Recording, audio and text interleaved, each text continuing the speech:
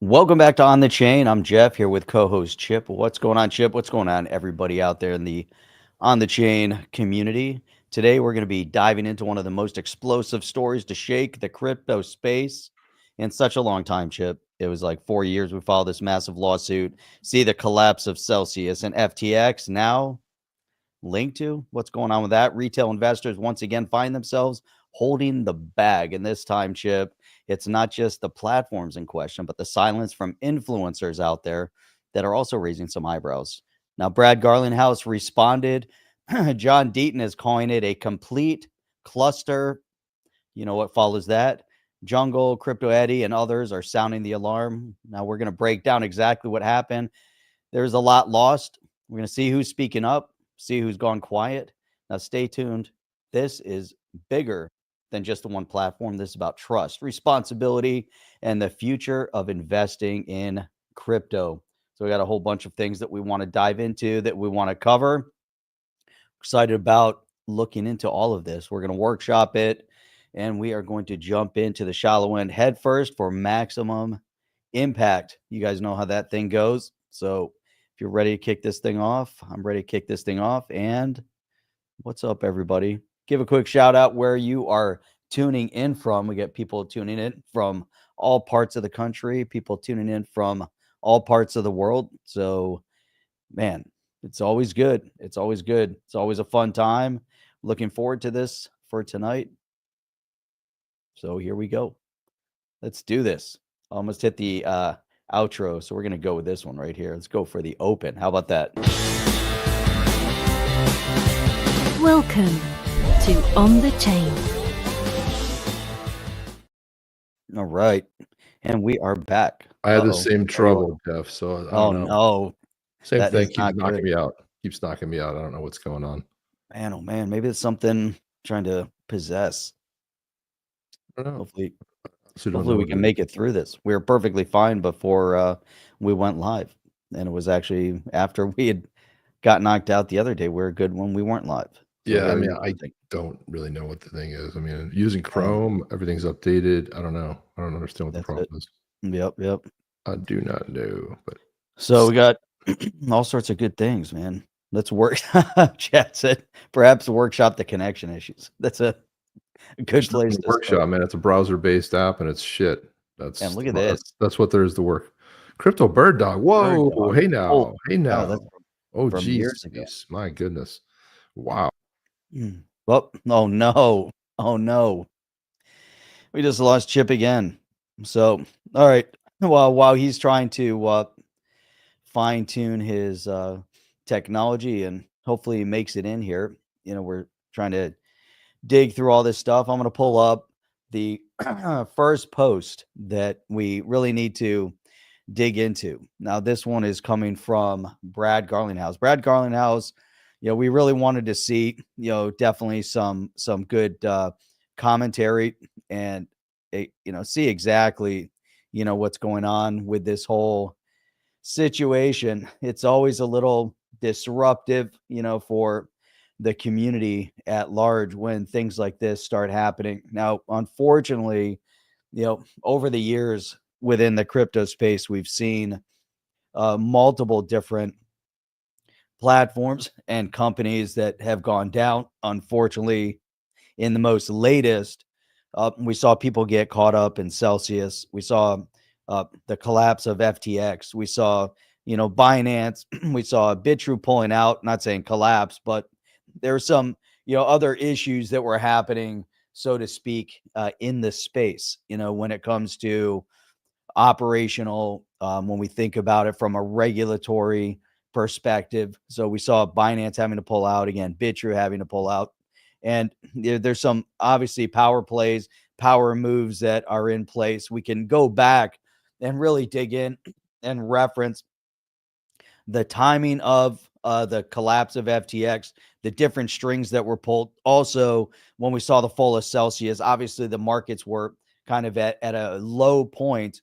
So everything was way over leveraged. And it was interesting dynamics, because you could also say there were some inner politics that could have been involved in, the calling out with Sam Bankman-Fried talking about that he was getting ready to buy out Celsius, that FTX would buy out Celsius. And then the next day said they looked at the books and didn't look good.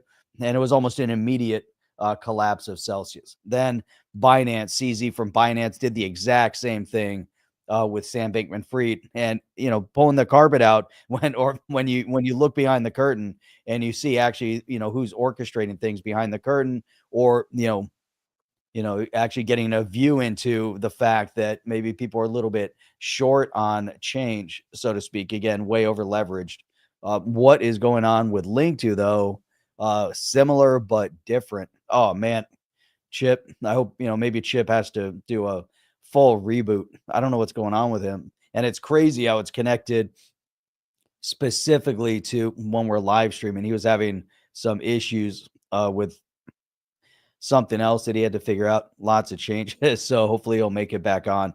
But all right, let's bring this up, because I want to kind of drill down this step by step by step, and I think a really good place to start would be Brad Garlinghouse, because this is obviously, a lot of this happens over shares of Ripple, with this whole thing with Linqto. Now people were buying other shares.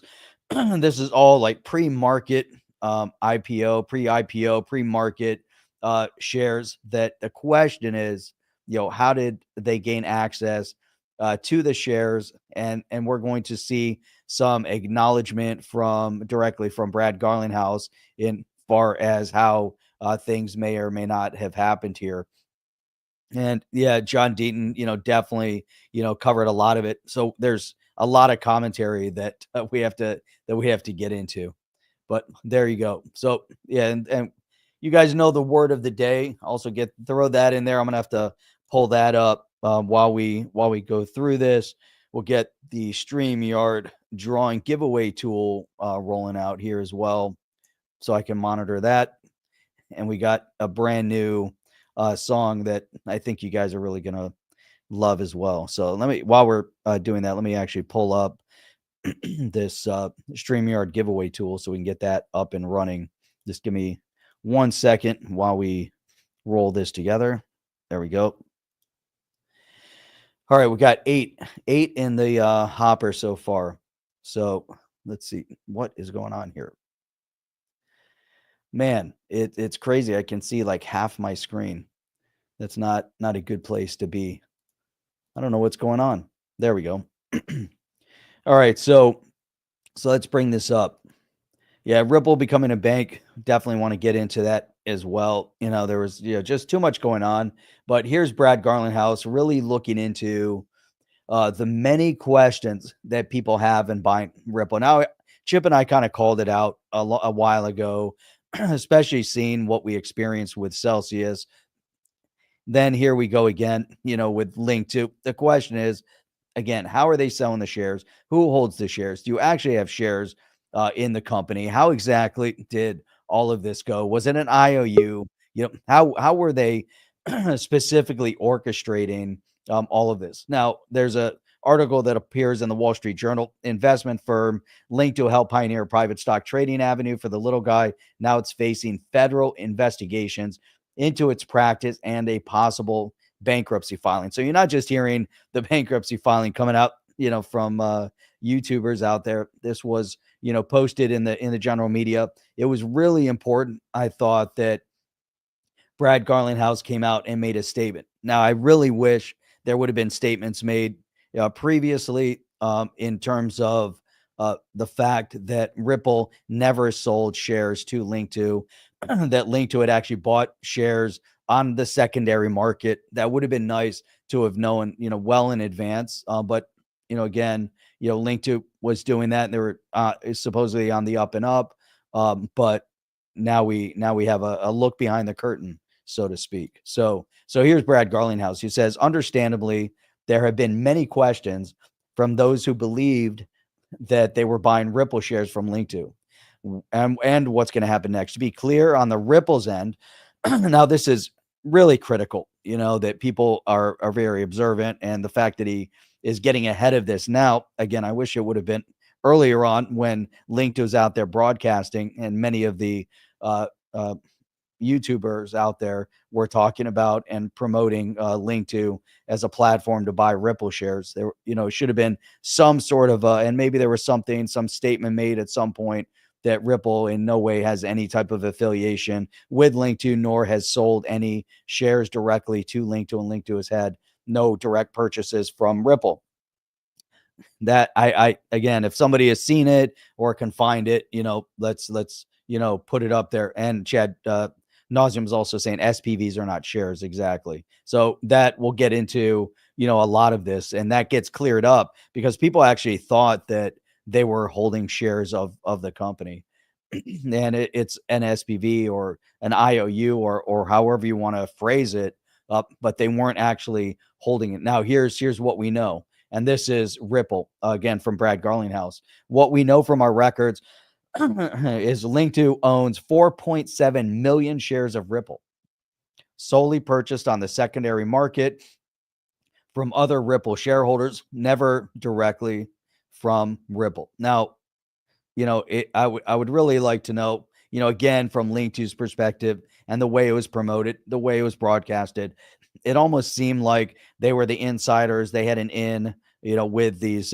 big companies, and they were able to get shares directly from the big companies, and they were doing like a legit somehow, pre-IPO. And it's scary because it's very speculative. And there's going to be a small number of holders in the market, and then we also have to look at the amount of money that they were actually broadcasting of value. They were putting some, increased valuation specifically on the shares. There's Chip. I think we have him back in. No, see, as soon as I say something to him, it's crazy that he was sitting in the green room for the longest time. So it's got to be something with his camera. Something broadcasting is kicking him out. Basically, Chip, I bet it's something to do with your camera or something. no, it's not. What is it? This is a very high powered Mac. It's not my connection. It's No, nothing. it can't be the connection. It's got to be From sucks something. ass. From sucks ass. Something is it's conflicting with My something. GPU. There he goes. But the fact that he's sitting in the green room with no issues, is crazy. But it could be Chrome might be consuming all the power. Chip, when you're in the green room, you have no issues. This is what I'm saying. When I go live, I don't understand when you're. So there's something is. It's pushing. It's weird. There's a conflict someplace, and it's kicking you out. what would the? But I don't know conflict Mac. be? It's just, well, I know Mac. Everything works, dude. It's something with StreamYard. It's a StreamYard problem. It's not a me problem. But I'm not getting kicked out. It's a stream. There he goes. That's so crazy. Insane. So, all right. So we'll get into this. What we know from our records is Linqto owns 4.7 million shares, again, from the secondary market. Apart from Linqto's being a shareholder, Ripple has never had a business relationship with Linqto, nor have they participated in our financing rounds. We stopped approving more Linqto share purchases on secondary markets in late 2024 amid growing skepticism. So as soon as they knew that something was happening, and this is really the important part, as soon as they knew, and this again, late 2024, so we're talking not that long ago. And it's interesting too, because Crypto Eddie had put out something. There was a CFO of Linqto that, kind of put a lot of things out there, kind of revealed some of the things that were good, that were going on at the company. And Crypto Eddie, and we'll go through some of her posts as well. Crypto Eddie also got, some backlash from some of the members of the YouTube community, which was not fair whatsoever, on things that they had said to her and how, she had been treated in the space as well. So Mark Smith and Chip's graphics processing unit, blowout dust inside and add thermal paste to the CPU and GPU. It could be maybe his CPU and GPU is overheating. Something, is conflicting, but it's only when he goes live, not when he's sitting in the green room. So and when we're not live, we were on the other night when we got kicked out. We were both on for the longest time when it wasn't live. So there's something else going on specifically. He's got to figure that out. So how dare I think it's a Mac problem? Where's that blasphemy? Yeah, that's right. It's probably the Democrats doing it, unfortunately. Hmm. Robert Walden saying a while ago, Linqto was touted by several prominent XRP channels as the go-to for unaccredited investors to get Ripple shares. Right, exactly. And so that's a big part of it. And I would like to see, them coming out and some sort of a statement. And that's where there's a little bit of silence on that side of it. But let's go. So Brad Garlinghouse says, okay, it seems my post has raised a few more questions. First off, XRP and shares of Ripple are very different things. This post is only about shares in Ripple. Right. I don't know how people still confuse that. Linqto is a very separate company that bought shares in Ripple from some of our existing shareholders. It should be reassuring that we, Ripple, are able to confirm that Linqto owns 4.7 million shares of Ripple. I have no idea how Linqto managed the participants to whom they sold representative units, right? Not the actual shares, representative units of the shares of Ripple shares, and thus I can't provide any reassurance about Linqto's business practices or how they will handle it now. The good news is that the value of Ripple shares has increased significantly over time, and there should be considerable gains on those shares for Linqto uh, unit holders. So hopefully they do the right thing. Hopefully, this all works out. Now, we've seen others like Celsius came back out. They went through the lawyers. They went through the whole situation. They went through a form of bankruptcy. They went over to a holding company. The holding company began to distribute stock in value towards their Bitcoin mining, but at the same time, they started releasing in Bitcoin about 60% of people's holdings at a set date. There was like a cutoff date, whatever the valuation was at that point. They were giving people 60, I think maybe up to 70%, but I think it was about 60. I unfortunately got caught up in that also. Lost Bitcoin and Ethereum, and that was real tragic. The fact that we're seeing it happen again is even more tragic, and I knew, personally, I knew better, and I should have stayed out of the freight, and I kind of looked at, keep it in your wallet, keep it on the exchange. You don't have to worry about staking. You don't have to worry about, lending. You don't have to worry about anything. Just keep it away from all of that. And yeah, I didn't, at that moment in time, got caught up in the FOMO of, hey, this is something, new. Yeah, let's jump in. So far, so good. It's been going on for a year or so, 2 years, through whatever the length of time Celsius have been around. Looked into the ownership. They, and you look at, like, from Alex Mashinsky's previous exits and the companies he built and the things that he did were very secured in the regular mainstream space.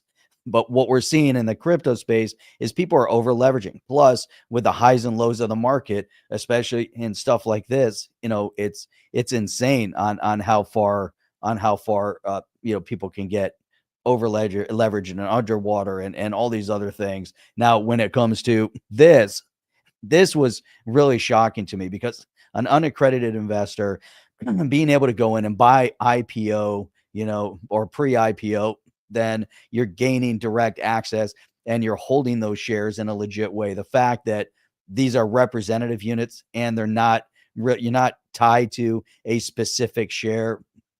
And like Brad Garland was saying, he doesn't even know. He's not sure exactly how they're going to work this out. Are they going to work it out? It's going to go to court. They're going to go through this bankruptcy potentially. They're going to have to figure out how to, and they're going to have to value it. And like Brad Garland also saying, well, there's been considerable gains on those shares. But the question is, in a settlement, do you get the gains on the shares? How are they going to settle out? Are you going to get 50% of your value? Are you going to get 60? Are you going to be able to get 100%? Are they going to be able to pull all that together? So there's a lot of, big questions that are going to be hanging out there.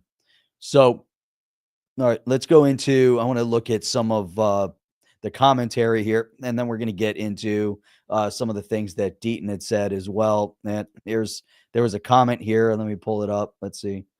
And Jungle, I think Jungle Inc. was actually logged in here. He was going to try to make it on with us, but he was not able to make it on here tonight. So that would have been awesome to pull them in and kind of go through and talk to them. So Zed was saying, so pretty much only accredited investors. Yeah, I think if you were accredited and you were able to, but it was interesting too, because in the beginning they were saying you didn't even have to be accredited or you had to be accredited, and they were somehow gaining around the system. And I think non-accredited investors were somehow getting in as well. So, all right, let me just pull this one up. Let's see. This came from yesterday. This was Jungle put this out. Linqto Bombshell criminal charges incoming. John Deaton just dropped major updates, and we're going to go through that. But there's a nice summary of everything. Indictments expected. SEC and DOJ involved. 18 to 19 million dollars in Ripple shares sold without investors' permission. So again, if you have a representative share and they're selling it, where does that all go? Garlinghouse once blocked Ripple sales to Linqto. We just read that. Bankruptcy likely within 2 weeks. New management, 3 of 4 security laws violated. Funds still held by Linqto, no creditors. Investors didn't own Ripple shares. They held units in SPVs, but Ripple can't have over 2,000 shareholders, meaning SPV units does not equal direct ownership. SPVs may have been mishandled. If so, shares could be commingled and up for grabs in bankruptcy. I mean, it goes from worse to worse, unfortunately. 3,500 to 4,000 non-accredited investors in Ripple SPVs alone. Major legal questions. Should non-accredited investors get cash back, but no upside? Should gains in Circle offset losses in Polysign? Should illiquid shares be fire sold? If legal battle drags on, value could evaporate. Bankruptcy will expose more details. Stay tuned. And it's just unfortunate, that we have to witness this, and we're going to see people, getting dragged through the mud, in terms of the investors. It's one thing the company's doing it, whether, it's kind of purposeful, they get caught up in it, they get over leveraged, something was happening, whatever the situation might have been. But here we are, we're sitting watching this unfold once again. And, and it'll probably, resurface again. We'll probably see instances like this happen again, unfortunately, and there's always going to be lots of FOMO going on in the space, and, people wanting to jump into things like this. Chip, I'm afraid to talk to you because maybe that's what it is. I'm just waiting for it to crash again. I searched everywhere, man. I can't find out anything. Like I got 120 gigs of RAM. And here's the thing right now, this tab, and I think you're right, it's using too much memory. I'm using 1.1 gig of memory usage right now. There might be a memory leak or something going on Chrome or something. Because I just went and cleared, because I see so many, I've got 128 gigs of RAM. It's using 40 right now, 40 gigabytes, 40 gigabytes. That's a lot. Oh, and there he goes. We lost him again. That's a lot. 40 gig. That's insane that he's burning through 40 gig for Chrome. He should shut down all of his tabs. He might have too much open. It could be what it is. Maxing out the max capacity, the flux capacitor. All right, so now let's go through Crypto Eddie. I like kind of going through and seeing, people's thought process on this. It would have been nice, Chip and I could have workshopped it a little bit further, but let's add Crypto Eddie's post to the stage.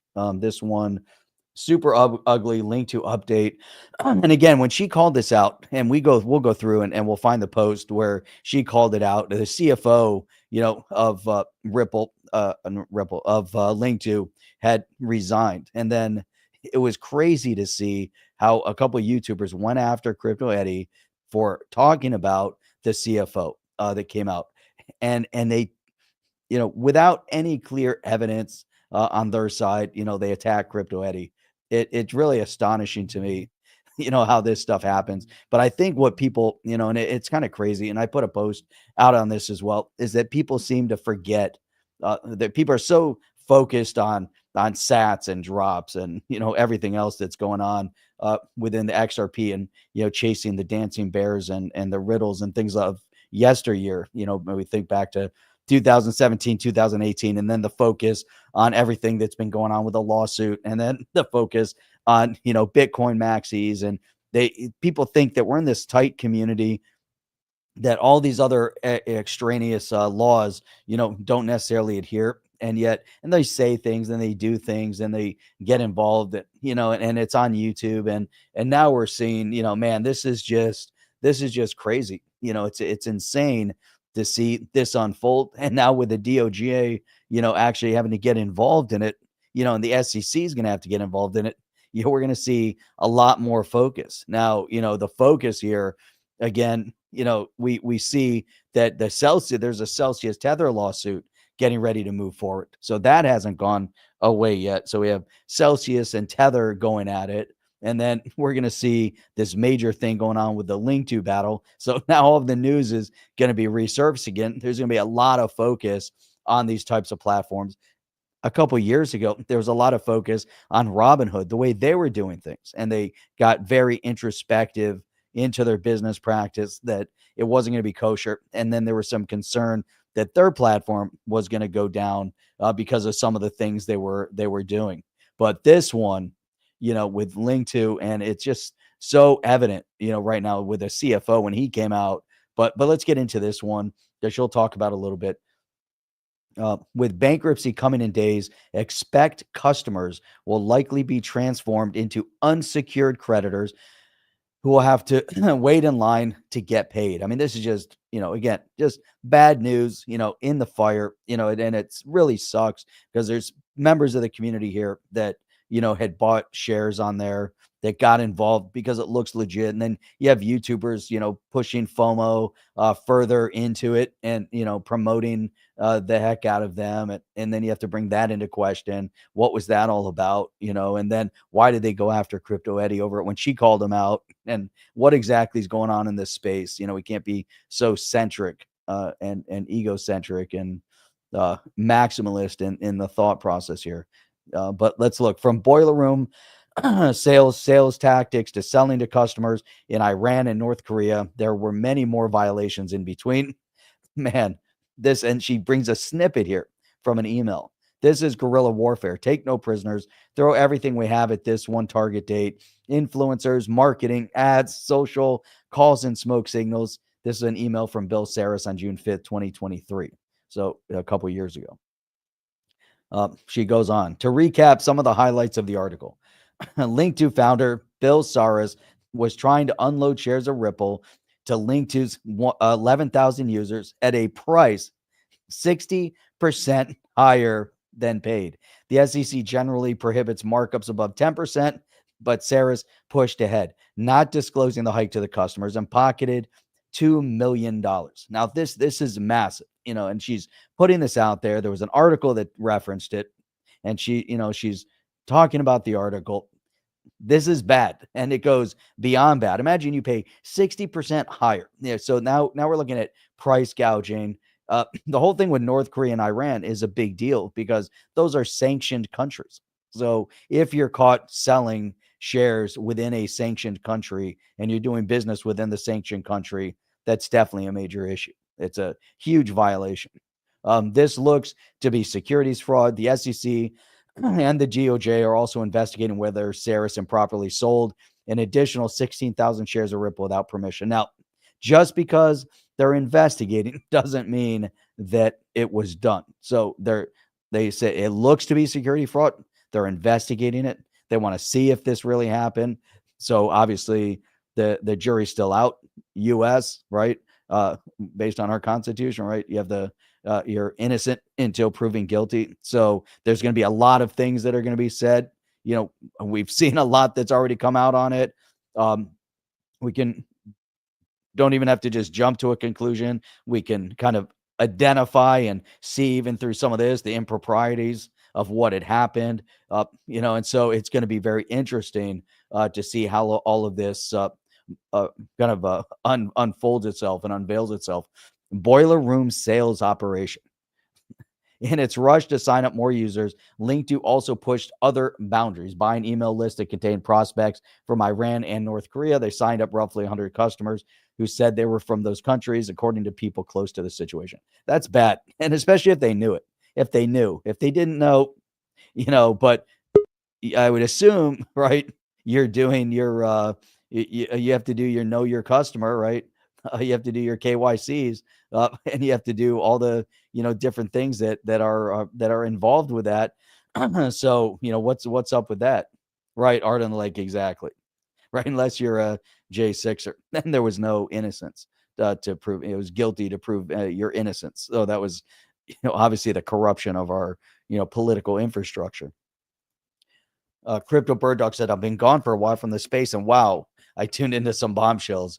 The day you pick to tune back in, after all this time, we haven't seen you, and this is the date you tune in for big bombshells. Oh, here you go. Chip, commentary from Mark. Disable extensions in Chrome, clear browsing data. If it still crashes, uninstall and then reinstall Chrome. I think Chip's he's frozen in time. He's not even there. He's pretend there, but he's not really there. Man, that sucks. And I think there's something corrupted. Let me see. I'm still at 1.1 gig that's utilizing that. The giveaway to on its own is consuming 355 meg. That's crazy. Crazy. All right, let's try to get through some of this. There's so much in here. She just packed it with information. In 2022, Saris urged a manager to increase the price of software company PolySign. So it's not just Ripple, right? It's kind of across the board. PolySign to $3.25 a share to boost revenue by 600,000. We can turn it into a unicorn via our platform, he says in an email. At the end of 23, Linqto learned that Ripple, which remains private, was preparing to buy back shares from customers at roughly 61 each. Linqto reached out to customers who were in the black on the Ripple investment and convinced them to sell 144,000 shares of Ripple back to the company at an average of 55 a share. So now all they're doing is just it's insane. This is why you don't buy pre-IPO from a company like I mean, this on its own, if this is 100% factual, based on what's written here and how it's been stated, and from the emails, the fact that they're setting their own price. It's amazing to just negotiate over shares. There's no regulation. No, you want to talk about not being in DeFi. You're basically just relying on them. Whatever the valuation is, they're setting their own value. It's crazy to me to see, how all this stuff is happening here. It then sold them all to the crypto company at the higher price, booking more. So now they know they're treating it like any other commodity, basically, except they're just negotiating the deal. They're like, all right, Ripple, how much are you going to pay for it? You want to pay 61. Now they want to buy 100. The company should have gone to their investors and said, hey, Ripple's doing a buyback of $61 a share. Nope. They said, no, they're going to do a buyback of $55 a share. So that's their claim. So now they convince them they're making $6 a share. That to me just doesn't pass the smell test on its own. Ahead of the deal, Linqto hired an external law firm to conduct a review of its business practice. The law firm came back with a damning 18-page memo written a few months after the Ripple spike day, warning the company that it was potentially violating multiple federal laws, including anti-fraud provisions of the U.S. securities law. The external lawyer advised Linqto to immediately cease charging markups for shares. Yeah, that to me, I mean, that's on its own. I mean, come on, that's just crazy. This is just crazy to me. As we dig through all of this is all in the Wall Street Journal article, by the way, that she's posting this from. So it's all in the Wall Street Journal. Again, assuming that every aspect of this is 100% spot on and accurate. Linqto's own lawyers were also sending warning signals in an 8-page memo. They worried that its tactics were potentially illegal and outlined roughly a dozen recommended changes, including no longer allowing its customers to self-certify that they were accredited. Can you imagine? How do you self-certify? I mean, zero KYC. So you're self-certifying that you're accredited. I mean, how they want to, just pretend like, again, this is how non-accredited investors ended up going in, because you can self-certify. Yeah, I'm accredited. And then you go and you buy your shares, but you're not even buying shares. You're right. You don't even hold anything. Really, it's really just amazing, to see exactly, what's going on here. It's staggering, really, really staggering, to see this. Really is. Oh, you know what? I had that have that set up as though Chip was there. So then we're gonna get into John Deaton's post because John Deaton talks about it as a cluster. You know what? Clusterfuck. So a lot of stuff going here. Let me dig through. Then there's the lawsuit up in regards to this is massive also. We'll get into the Deaton thing here in a minute. Hang on one second. Let me allow this. This is on Decrypt. Let me put this over here. This we're just going to kind of segue back to the whole thing with Celsius. Come on. So here we're talking about millions of dollars, right? A lot of money over with the whole Linqto thing. Unfortunately, I got all these ads popping up, but this is bankrupt Celsius wins right to pursue $4 billion lawsuit against Tether over alleged improper liquidation of 39,500 Bitcoin held as a loan collateral. So another problem, right? So all of this stuff going on. This is the problem without true regulatory clarity in the space. And there's still laws on the book that will apply to all of these different things. But there was no clear path. There's no, hey, here's your roads, here's your stop signs, here's your green lights, here's how you drive, here's how you orchestrate, here's how you're supposed to do things in the crypto space. All the other regular financial laws still apply, which is why a lot of these guys are getting caught up. But because there's no specific clarity on it, these guys are doing all sorts of things with the loan collaterals, with rise and fall of valuation, and they're doing regular traditional lending and borrowing and all these different things that when you look back in retrospect, you're like, man, what in the world was going on with all that? Now, if you're just staking, and there were supposedly the lending was going to be, to bigger companies, short-term loans, and it was corporation or whatever, and they're charging the interest on the short-term loan, and then they're paying and they're distributing to those that were staking, so this is where some of the money was coming from. But we look at this $4 billion lawsuit. So Celsius obviously has a lot of money they need to collect. They still have a lot that they have to pay back. Like I said, they paid back like 60%, so here it is, like back to back to back. All these, problems that are going on in the space. Some of it, caused that was kind of self-caused, and some of it that was scam caused, and then some of it, the stuff's going to happen in the space just in general. It doesn't matter which direction you go, it happens in the regular markets, it happens in these types of markets, happens in penny stocks, happens in commodities. People at the end of the day are going to be people, and they're going to manipulate products. Doesn't matter who they are. They'll find a way to manipulate it. But I think some of these people got into it, didn't anticipate these big highs and lows of everything, and they try to do things kind of reinventing the wheel again, operating outside of the norm of a regular mainstream financial system. You can't operate. And this is what we've always said from the beginning. In order to get true mainstream adoption, you have all these early adopters in the space within crypto, but without a true path of clarity in this country to say, here's the rules, here's how you operate, here's how things are done. It's still somewhat the Wild West, and all these bigger institutions are trying to get in, which is why now there's this massive push to stable coins, because you can get in and you can fit the stable coin easily within traditional mainstream financial institution.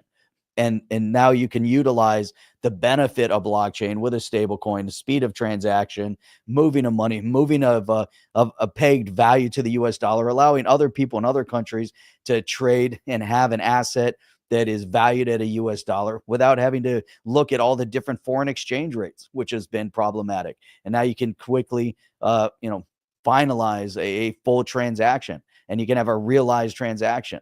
It doesn't just, you don't have to wait 5 days or 10 days or whatever it is to hopefully see these third parties are settling the money movement until things happen. All these problems, and we know all of that stuff. So this is the direction there's this desire, this passion for Main Street to be able to adopt this technology, and yet stuff like this is happening because they're trying to operate like legitimate financial institutions, and they're not there yet because there's no rules that are binding them specifically to saying, here's the rules of the road for crypto. Regular laws apply. You have to do KYC. You have to do, all the other different requirements of a regular company moving money and handling other people's money and selling people products. You can't gouge them. You can't play all these games, but despite the ongoing litigation, Celsius has already distributed 2.5 billion to 251,000 creditors since January, covering 93% of all claims. So they're not giving, they didn't give 100% back. Again, when they get to a point, if they can collect their 4 billion, if they can get that back, and they'll have more money to distribute back to creditors. And I think that would be really, really critical. At least these guys, through bankruptcy, through the courts and everything, they had an opportunity to move in that direction, which is important. Let's make the investors and the holders whole, figure everything else out. But that's like number one on the agenda. They should all be on board with that because they're all benefiting from this. Tether's benefiting from it. Celsius was benefiting from it. FTX benefited from it. Linqto is benefiting from all the people that were investing and using their platform. But here we go. So this will be big. We'll see exactly how this pans out.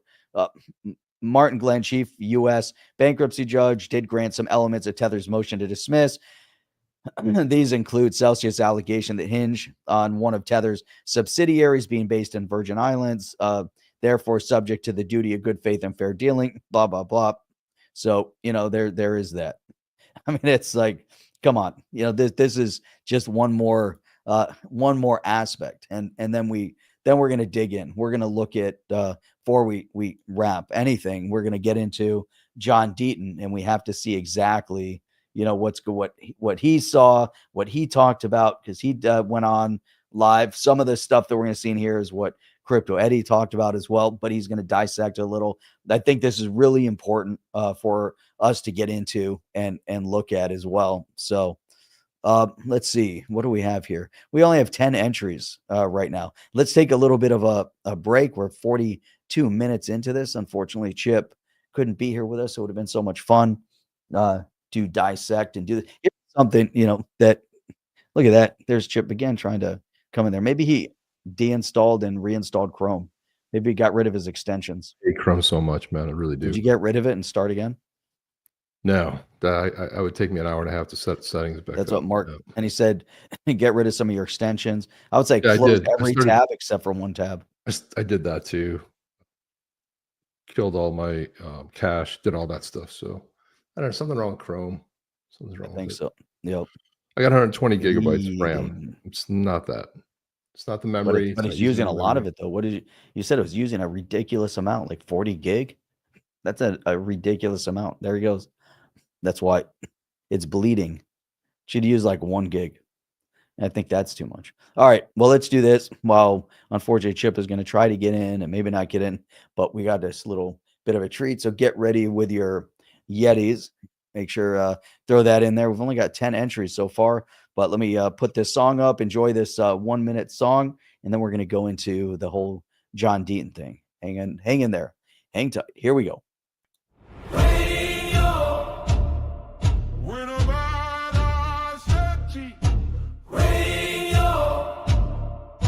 The blue tribe. Word of the day. You got your Simon wallet ready. Why? 'Cause this is gonna be epic. It's time. Time to claim your legendary Blue Tribe Yeti of the clan Mentalist. His name, Gerva. Let's go!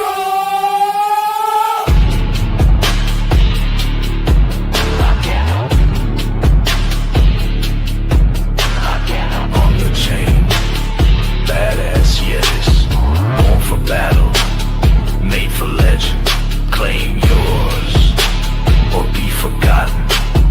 Badass Yetis on the chain.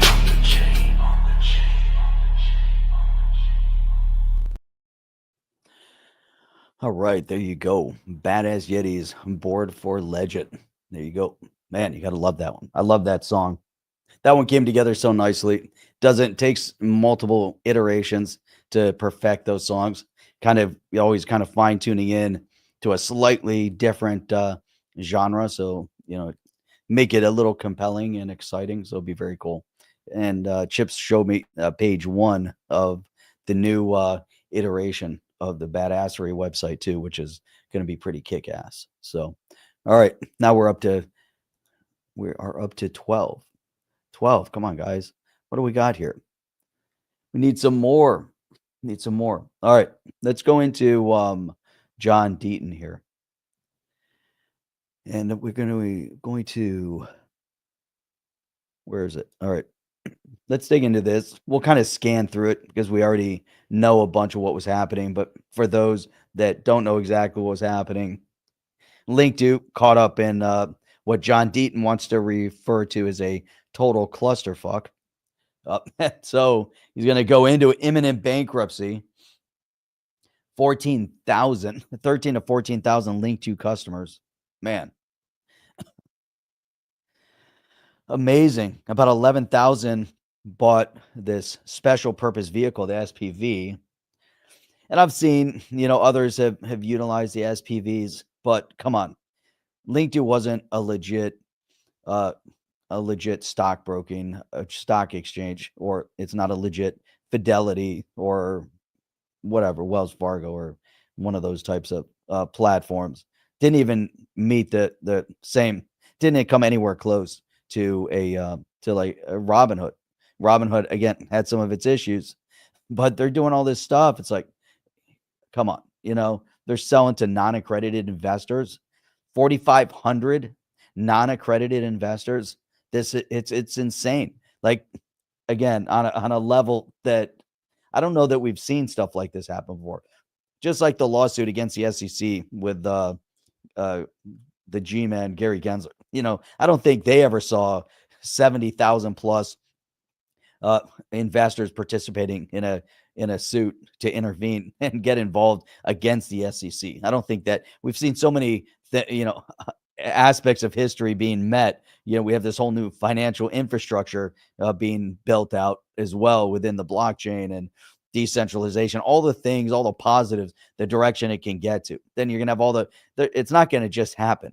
The power brokers that aren't just going to say, hey, this is awesome, let's just let it happen. And we've seen that over the past number of years, how they've really tried to stop it. But then things like this are going to pop up. They see an opportunity. They know they can gravitate and launch into the FOMO. And they came right to the crypto community because they knew the crypto communities were, they're passionate and they're investing, and people over the past number of years, people have learned things that they never would have ever learned before when it comes to the financials and economics and investing and all these things. But it almost, to me, it feels like they were definitely involved, kind of taking advantage.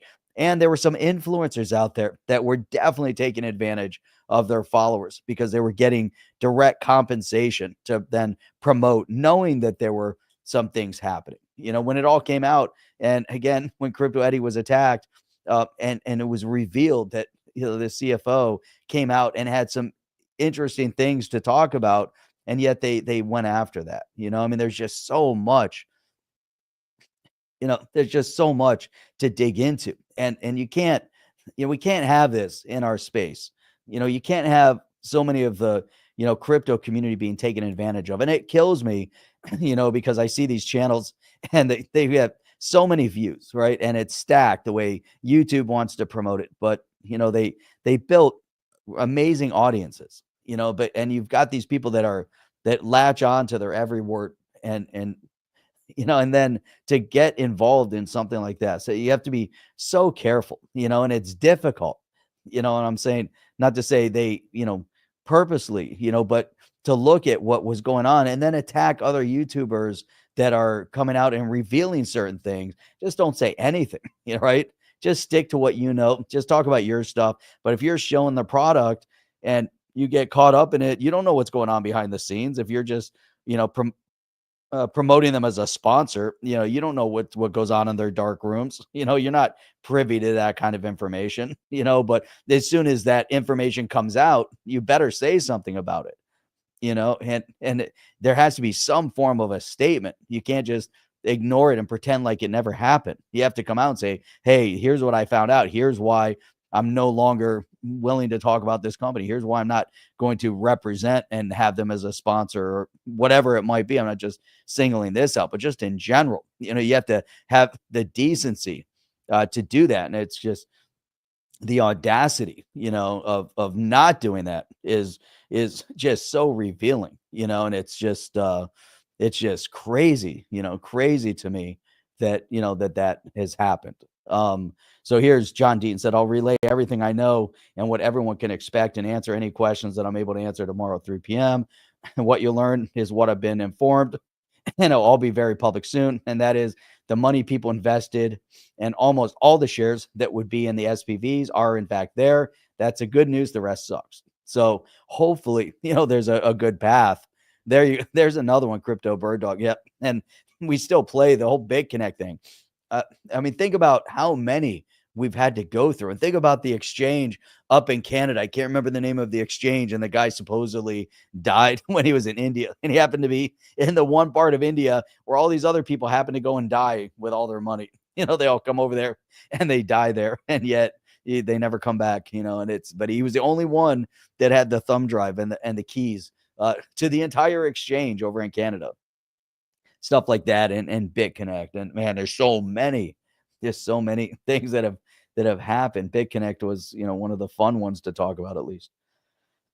Now, John Dean said, disclaimer, I can only share what I've been told. I've seen some documentation that verifies and corroborates some of what I've been told, but I know this, as far as management, previous or current, I am not on any side. The only side I'm on is my fellow customer side. And I agree with that, because you don't know. We don't know specifically. And he's looking and making statements. We know the facts of what happened, but the inner workings of it, what exactly happened, don't know, don't know exactly. And it's all going to wash out when it comes to trial. And that's going to be the biggest part of it. This is what, kills me. And they're bringing up, the SPVs, the fact, just the way it was all orchestrated. I mean, this is just killing me. Riz here. Court docs show SE attorneys told federal judge account was personal to get asset freeze, their own filing. I mean, there's all sorts of stuff, just thing after thing after thing that's happened, and it's just, man, the fact that we're going to witness this and kind of dig through this and watch it kind of unfold in real time is crazy. Crazy, Chip. Crazy stuff. It is crazy. Looks like I'm retiring from podcasting. I'm done. It's over. It's over. It was a good run. I loved it. It was fantastic. Uninstall Chrome and redo it. No, I'm now in Firefox. Oh, there you go. Firefox. Firefox. It's something. It might be something with Chrome. My memory leak. So. I think it is a memory leak. Because I disabled every extension. But I didn't install any new extensions, so it's weird. Yeah. So I don't know. Yes. I don't know what's going on with Chrome. Jim D said, so many YouTubers promoted, just blindly promoted them for a few dollars in revenue. And just so they're making tens of thousands of dollars a month. Just so got it from a good source.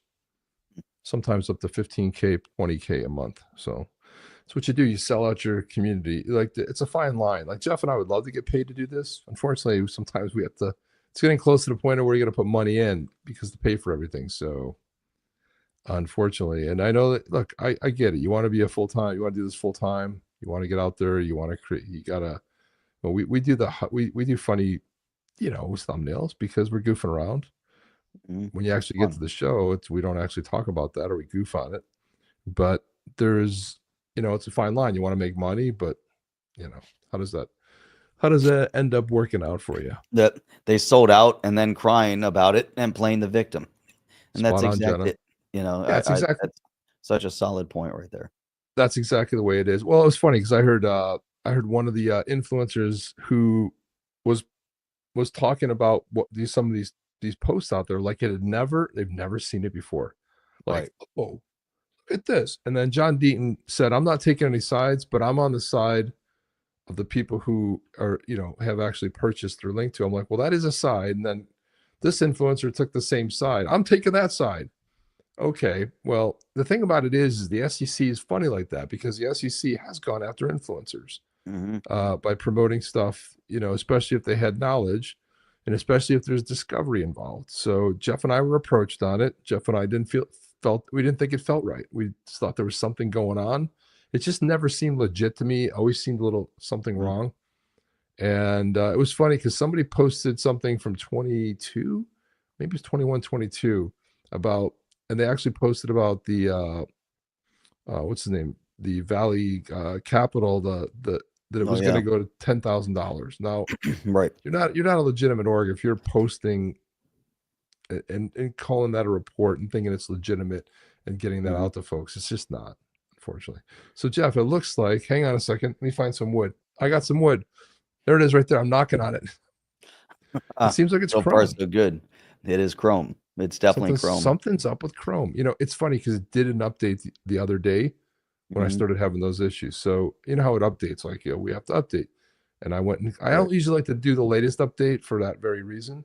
But I was on Google Meets, which is browser-based video. I was on Zoom calls today. So that's how I know it's something with Chrome. There's something going on with Chrome itself. Yep. Oh, yeah. Unfortunately, all my settings and all my things are... Chip, look at this. So these are the experts regarding Linqto. You got to be careful as well. Too many people made too many statements, like you just said, XRP going to 10,000. XRP is going to be backed by gold.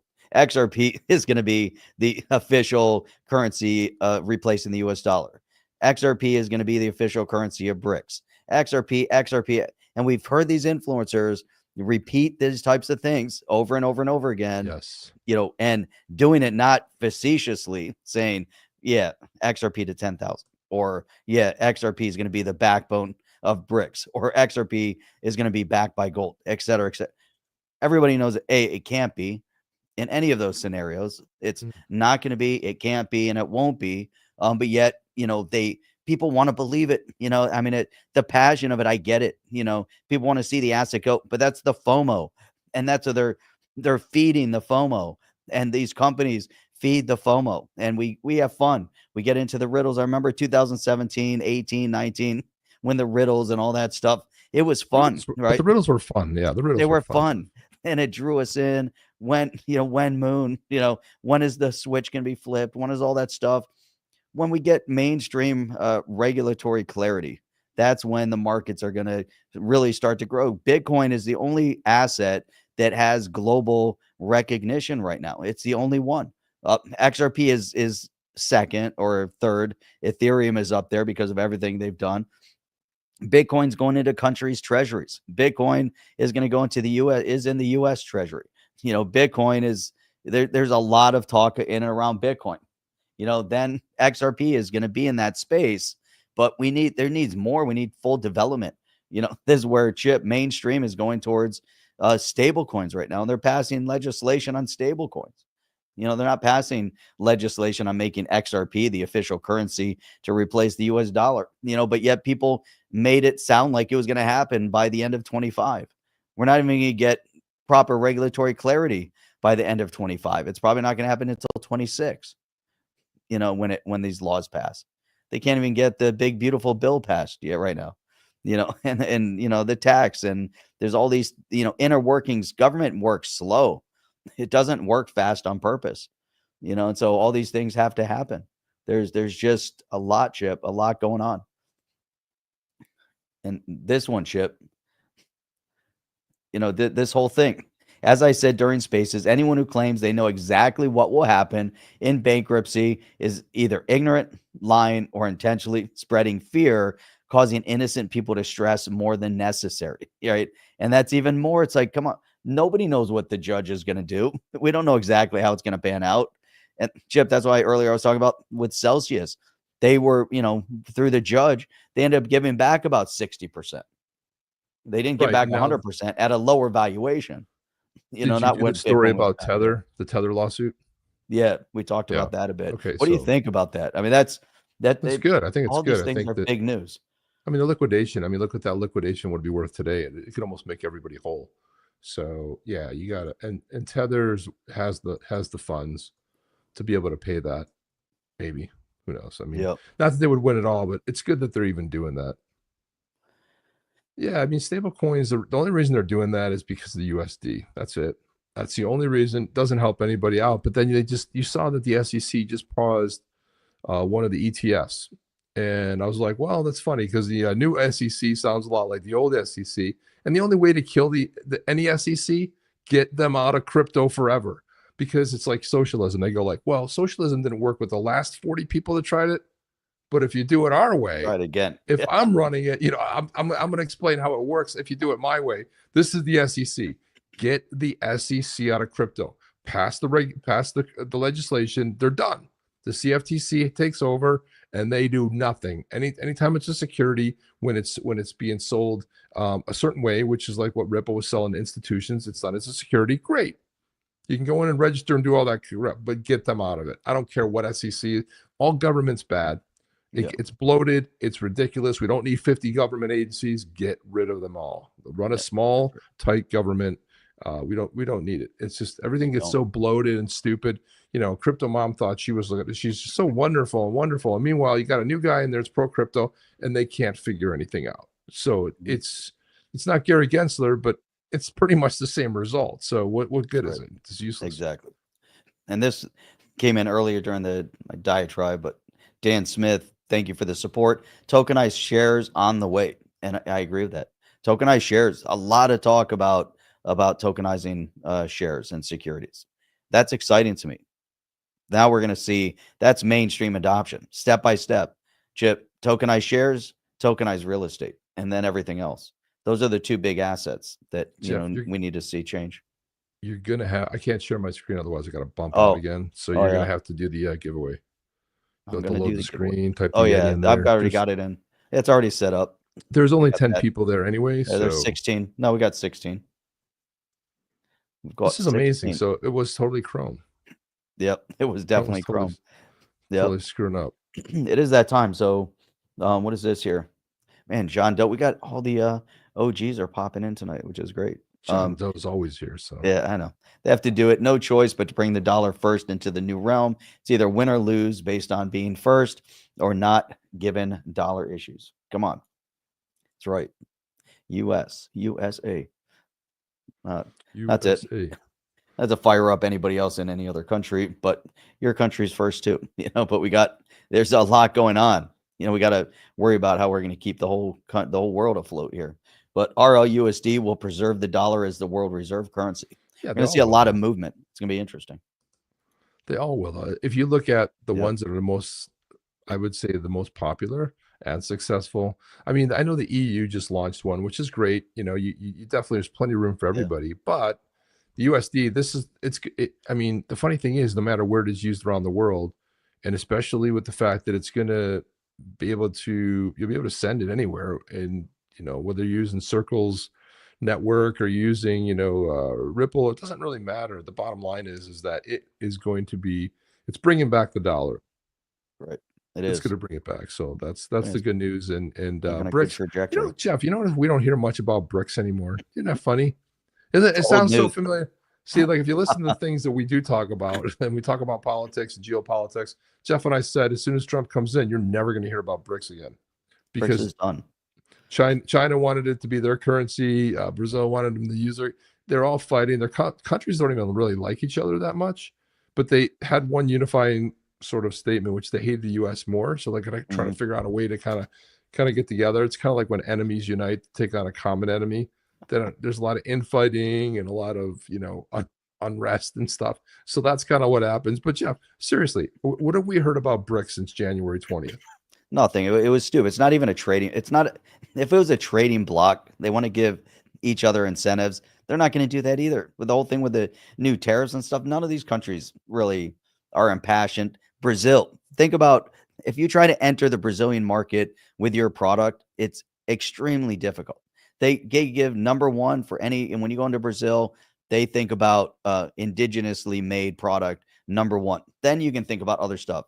China's, to get into that market is going to be difficult. You think India is going to buy from China. Like, what do they need from China that they don't already make themselves at a low price point? So those two countries aren't trading with each other's necessarily, and they don't really like each other, completely. And so you have Brazil, and then you inject Russia into the mix. How did Russia get in? So Brazil, Russia, India, China, and then how does South Africa fit in? And this is South what we've Africa's a talked mess. about it's a mess on its own. What are they doing in this mix?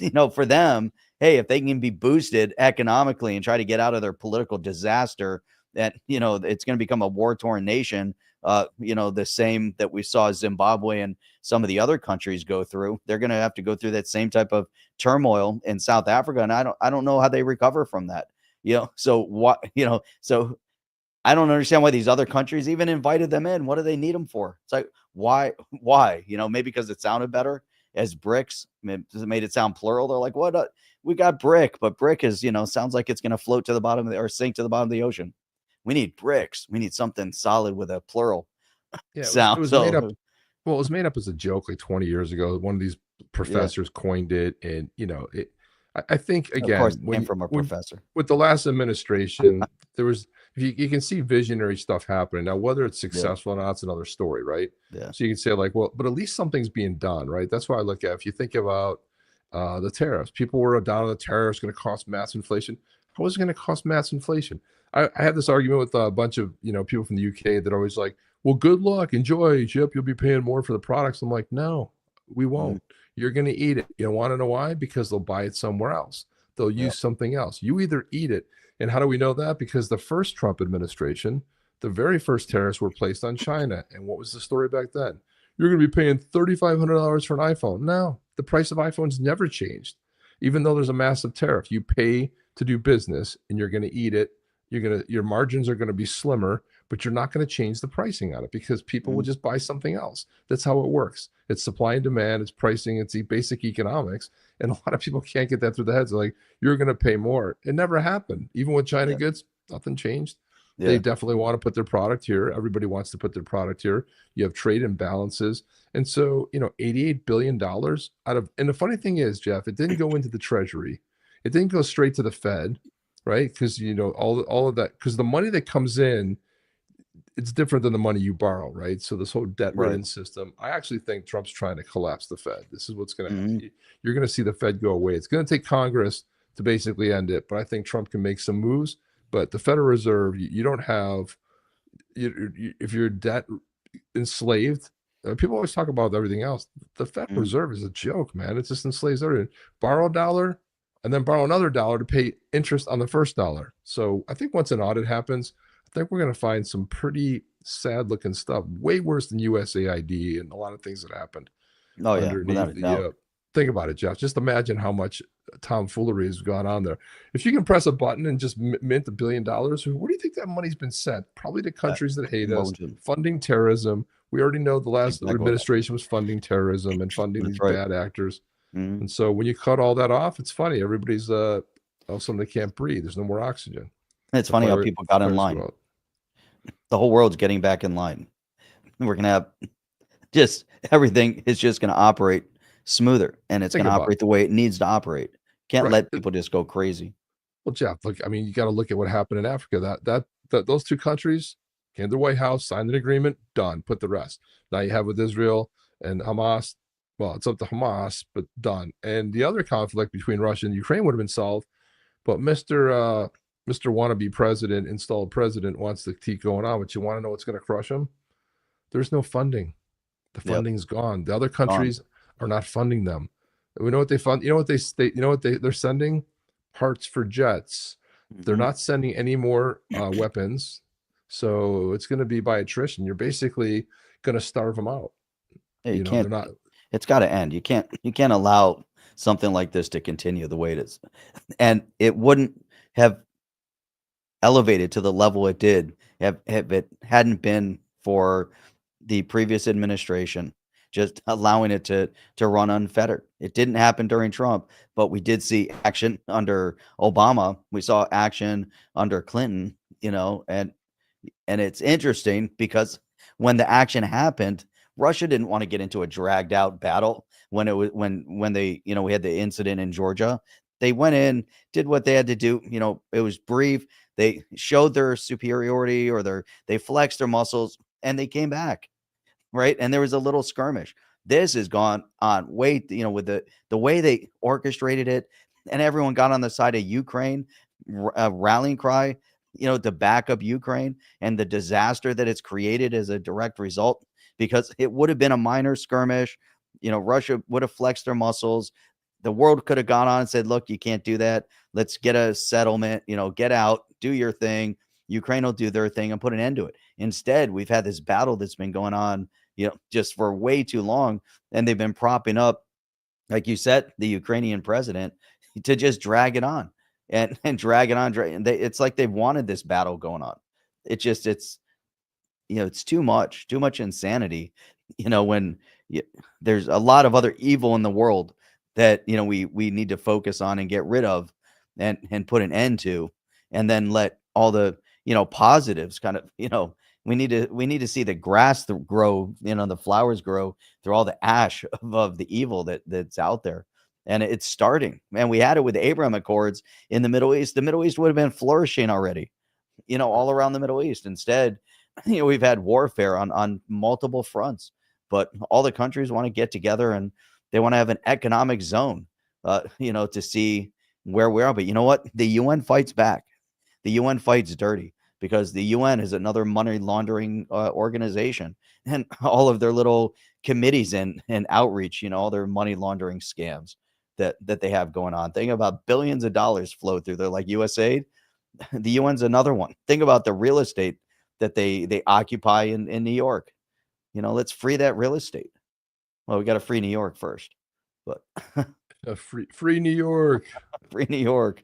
Yeah, somehow you get a free. Well, remember those celebrities went over? They were over there and they're really concerned. Well, they all got paid. I think Sean Penn got paid like millions of dollars to go over there and pretend that they were super interested, to try to create some awareness. Everything, it's like everything we found out was completely astroturf, fake, false, phony, just complete garbage. It was just all made up.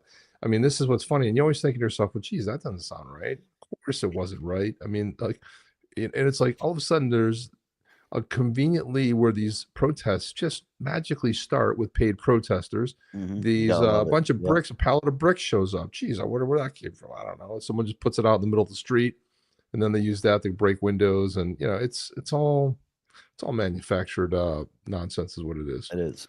And I almost hope, I really hope that some of those rhinos in Congress don't vote for this bill, because they'll be primaried, and they'll be primaried. They'll be out, and that'll be fun. But exactly. And when people's taxes go, when they see their paychecks, get an extra 16 or 20% taken out of it, they're not going to be so happy anymore. They're not going to go after Trump. Trump's the one who passed it.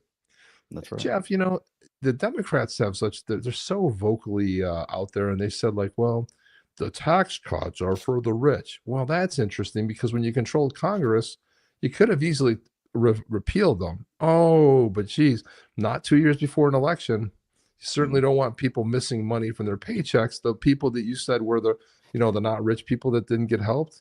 This is exactly why they never repealed it under Biden. They let it roll. They had plenty of chances to. They talked about it, but they just knew the consequences. That's how you know they're full of what. That's how you know. That's right. All right, let's do the Yeti drawing. Let New York play out, and let's all watch. That would be fun, actually. I would like to see. That Mandani guy is the funniest thing ever. He pretends like he's from Africa and he came from third world.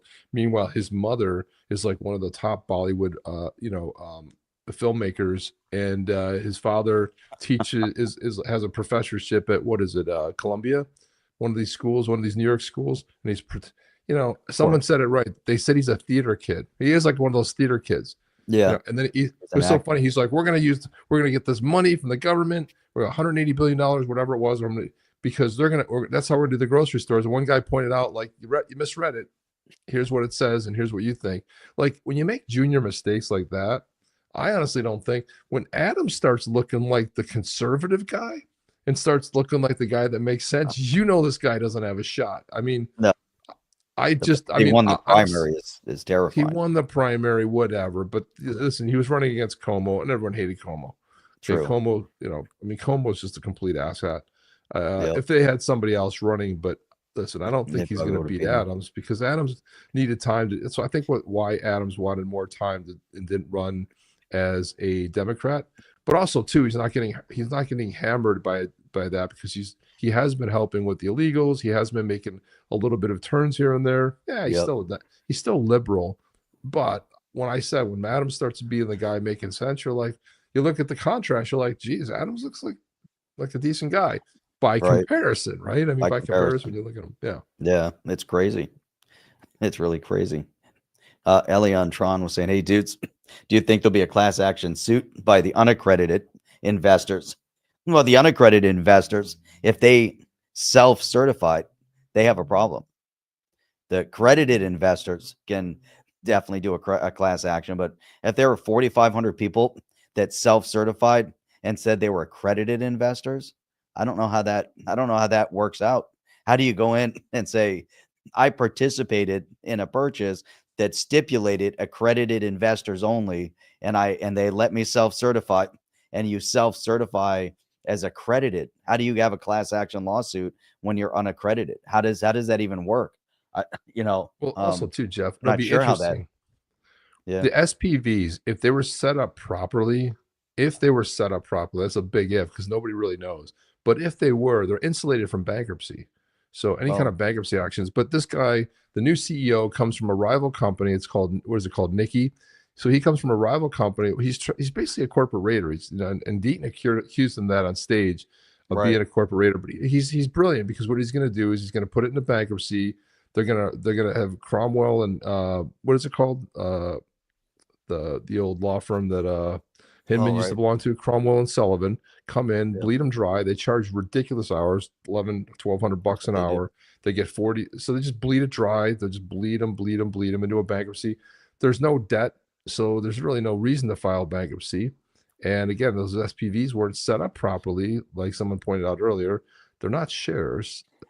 That's not exactly what it is. And the whole idea, to me, I didn't get a chance to say this earlier, but the whole idea with Ripple, it's good that Garlinghouse is coming out and saying it, but these would have been private people. This are people, ex-people who worked with Ripple, got so many shares, and then they Right. sold because they can either sell them back to Ripple because Ripple's not as a private company.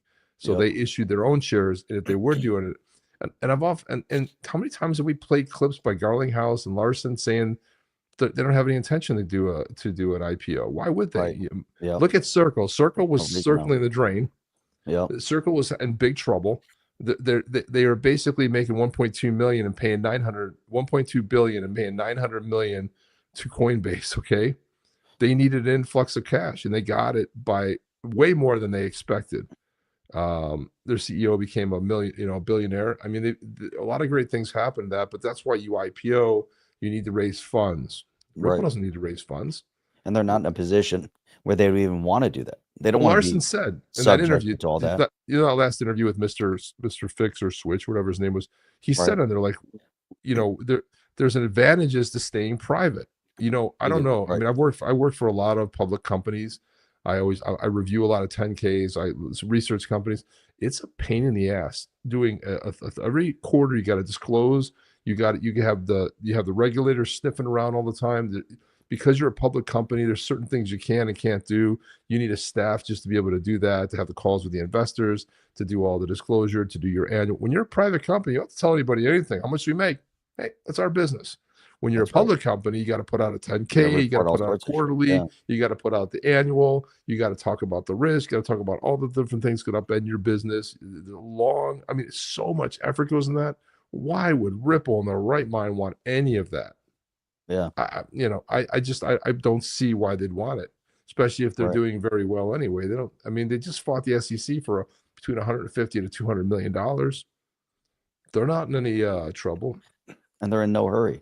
Right. There's no advantage, no hurry to want to go down that path. But that, again, it looks like, the selling of the shares, the fact they went out, they were able to buy 4.7 million shares of Ripple. That's pretty astonishing also. I mean, that's a lot of shares that people are also actually wondering actively selling. How do they get that many? how diluted is it? That's the other big thing. It's Right. like how diluted it is. It was, what is 4.7 equal? And the other thing that they're going to have to address in that court was that they, when you have the unaccredited investors that were in there, but also there's a reason for that. That's one of the things that John Deaton pointed out. Is Yeah. like there's a reason, but he said, but by the same token, he said he disclosed that he put $30,000. And I know he also had circle shares. He said they'd be worth somewhere in the neighborhood like 130 or 40 million, Right. $40,000 at this point. Yeah. And so if you think about having that, he's an accredited investor, right? You have a certain certain amount of Income threshold. income threshold on top of assets and all that Right. to meet that. And he's like, I'm an accredited investor, and did that stop anything? Did it change anything? Not necessarily. But Jeff, if you remember last year when the guy who spent 4 months at the company was there from January to like April, Right. spent 4 months at the company, came out, whistleblower. I'm like, these are really serious allegations. Everyone's like, oh, he's disgruntled. Meanwhile, we looked up his history on LinkedIn. The guy spent 10 years plus at another company. Like he got out because he started seeing what was going on, and this guy did not want anything attached to him. He came in good spirit, goodwill, took over this marketing position, and then started attending meetings and started hearing about all the stuff going on. And he knew it wasn't on board. So when a guy like that bails out of the company, he becomes a whistleblower because he doesn't want that to fall back to hit him. And he was the CFO or the CMO? I kept saying CFO. Was he marketing or finance? CFO? I can't. It was. I thought he was. He might. I don't remember. For some reason, I thought he was the marketing guy, but maybe he was. Well, if he's a CFO, that would make a lot more sense. But I don't. Yeah, because he would see everything. And I was trying to look him up. I can't remember. I couldn't remember his name. I was trying to pull up some of the stuff. I had one of the articles pulled up and then lost it. Wanted to. Because that was the one I had talked about, how Crypto Eddie had talked about it. And then the YouTubers went after her, because she talked about it and said, and it became a real dirty kind of drag out, battle over that, which was insane. And now it's all coming out to be CRO. Chief Revenue Officer. Which a revenue officer. That's right. That's the guy that is over. But that's why he knew all that stuff. He was seeing everything. That's right. That's exactly right. Chief Revenue Officer. Right. Incredible, Jeff. I mean, the whole thing is former CRO sues alleging fraud.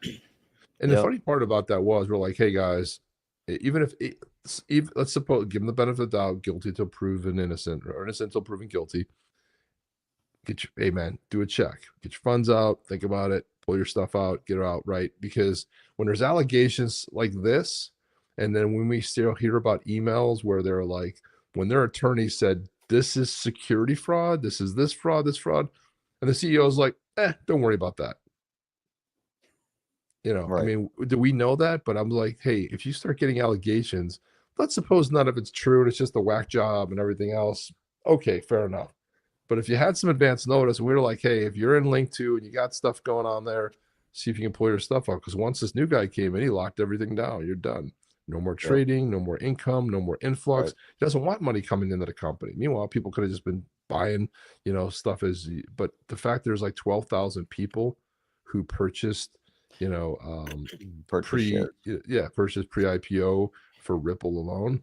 And to be honest with you personally, like, I was never even, Jeff, are you interested in the company Ripple? I was as far as like investing in it? To invest? No, not so much. I mean, no, I'm not either.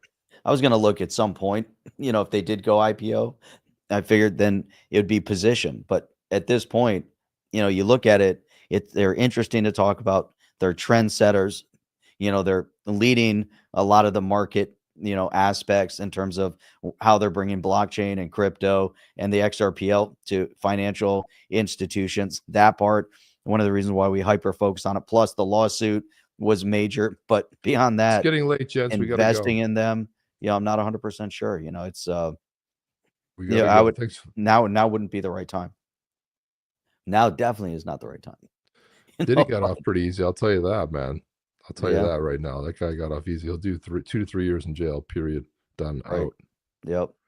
Some good stuff was going on there, man. I don't know. You think there's a whole something isn't adding up with this whole trial and everything. It seems very strange. Yeah. But all right. Well, we're going to do the drawing here. I got to play the song real quick. Now we got 21. I think we can probably get at least a 25 that are going to be rolling. Oh, Chip, by the way, I got Aaron working out. We started, first day of workout was on Sunday. All right. You know, we did chest and back. We're doing, body weight pull-ups, did some weights, it was really great. Then he was sore for a couple days. Today we did plyo, and, it was really good. He's like, he wants to get in shape. He told me that he felt real wimpy. And so he's going to be doing a tennis lesson again tomorrow night. So he's going to I'm going to get him in shape. Yeah, awesome. I know when I started about 3 months ago, man, that first month was brutal, dude. First month was brutal. It's like every day too. It still is though. It's like I wake up, like I go to bed sore the next day, like I do like upper body, then the legs, the next day, and then I started riding my bike, and we're, it's just, man, it's, so there's always some kind of hurt, but you sleep really well. That's the good news. So you sleep pretty well. Definitely the good news. Yeah. I told Aaron, he already has a diet consistent of bodybuilding because he likes rice and chicken, rice and beef, rice and chicken. He eats that pretty much 3 times a day. Smoothies, good smoothies. All right, let's roll this. I'm gonna play this song here real quick, and then get everyone fired up. Likes, everybody. Everyone take a minute to like it, because I don't know where we're at. Like and subscribe. Come on, Jack. Caleb and Brown. That's the Caleb and Brown. It's a new Linqto. I hear that they're on the up and up. I hear that they are legit. They seem pretty legit. I don't think they're, but again, you have to do your own research and stuff, but they are pretty reputable from what I've heard, and, I've heard it from some pretty good sources. So yes, I don't think, but I understand why you might not want to touch it, but right. Yeah. That's not, you can't compare them to a Linqto. No.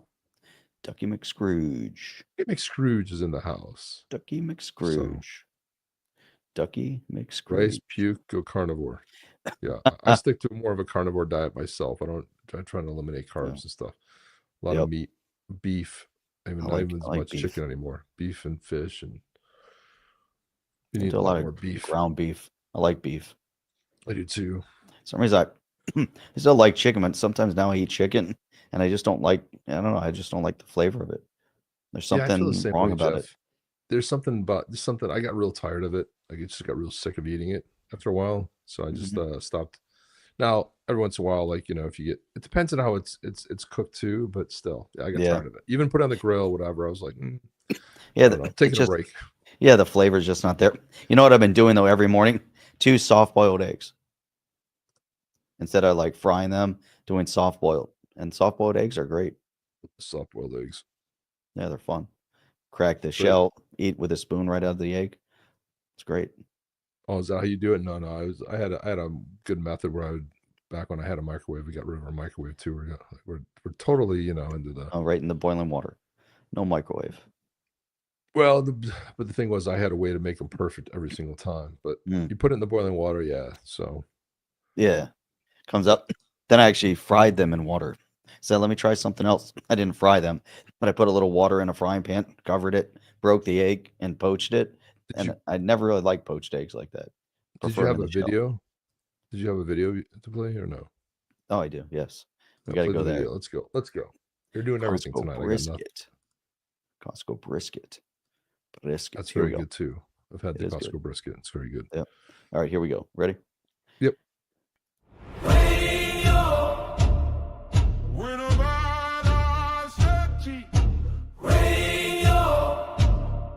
From the blue tribe.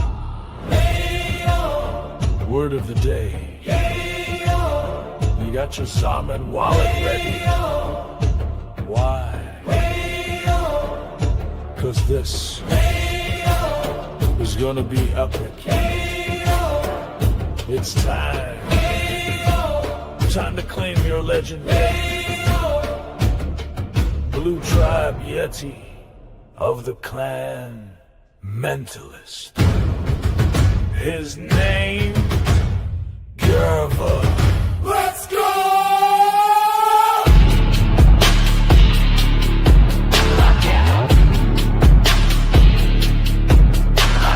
On the chain, badass Yetis, born for battle, made for legend, claim yours, or be forgotten. Badass Yetis on the chain.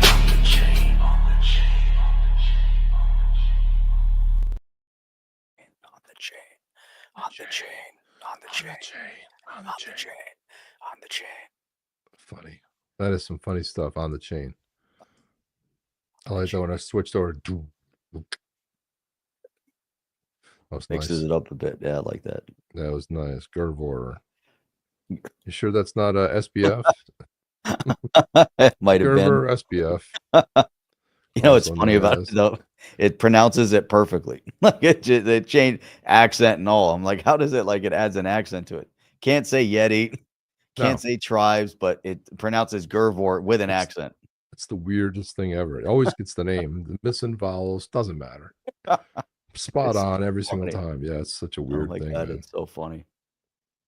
All right, well, that means we got to bring up the man. I got to do it all. Huh? I got to prep the song too. Here we go. Gotta do it all, dude. Yeah, Oh, badass shit. got this one real quick. And roasted beans straight to your cave monthly without burning your wallet. Mm-hmm. No fluff, no fads, just fucking great coffee. That's damn right. Hand-picked, small batch, roasted, Yeti approved. Ho to join the rebellion. Drink like a legend. Badass. YatisCoffee.com. Yatis. The percolation Yatis. never stops. Never. Like that. Boom, boom, boom, boom, boom. As in roasted straight to your cave. All right. Let's get into the drawing. Got 22 in the drawing. Gonna get some music here.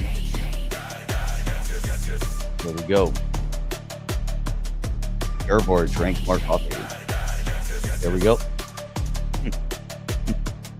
Spin that wheel. Yetis. What happened? Hang on a minute. What happened to my repeat? Here we go. All right, there we go. Ready, Chip? Ready for the Ready, drawing? dude. Ready for the spin? Yeah, Here we go. Do it.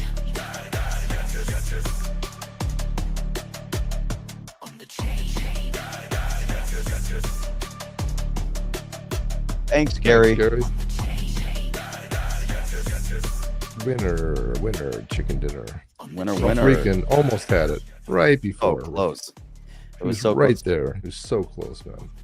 So number one, thanks, Gary. Are you here? Are you there? You got to say I'm here, and we're gonna need your Zaman wallet.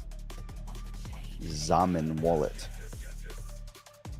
That's number one. So thanks, Gary, if you're here. Present yourself. Where is? Thanks, Gary. There he is. There, look at that. Let me get it. There you go. Thanks, Gary's here. Nice. Yeah. Nice. That's awesome. Let me give me a minute. Got to pull this bad boy up. Gerbor.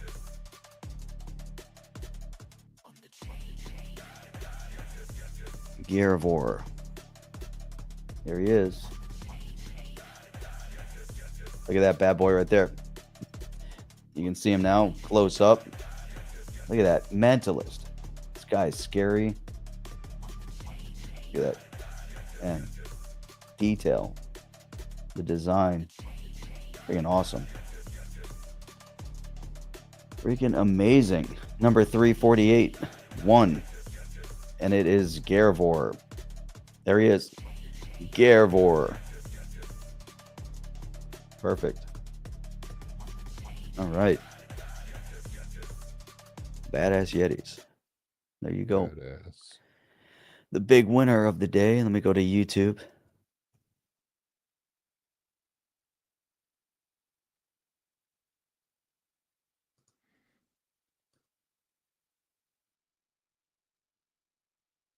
Hello. There we go. A lot of silence there, Jeff. Thought you would be talking. Silence is gold. I have nothing to say anymore. I'm just pissed off at all this stuff. This Firefox has it took me so long to set up Chrome to get all my stuff going on, and man, I don't want to go through that aggravation again. I try to. That's import right. it, You but moved from Firefox to Chrome. No, I moved from Brave to Chrome, and then from Oh, that's right. You were on Brave. so, Brave had its own problems. yeah, it stopped working. I mean, they don't support it anymore, That kind of which is sucked. no good, man. Which is not That was good no good at all. I got to open this up and view it on YouTube so I can see if he's putting his Zaman wallet in there. I'm going to grab the Zaman wallet and we are going to see if this works. Now Chrome is deciding to be slow and inefficient. There we go. Come on, there it is. I see it. Thanks, Gary. Thanks, Gary. Gary. All right. Gary. Thanks, Gary. Before I do anything, though, I'm going to put it into the got to put into our Excel sheet. So give me 1 second. Bear with us. Gary! Gary! Gary! Gary! I wasn't. Gary! Gary! Gary!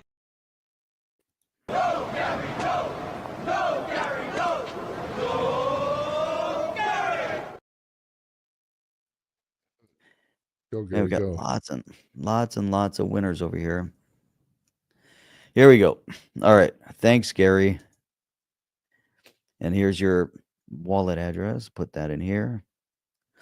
And the Badass Yeti is number 348, so we can track it probably. Gary, if you can also give us your X handle, that'll be much appreciated. Then we can post this bad boy out.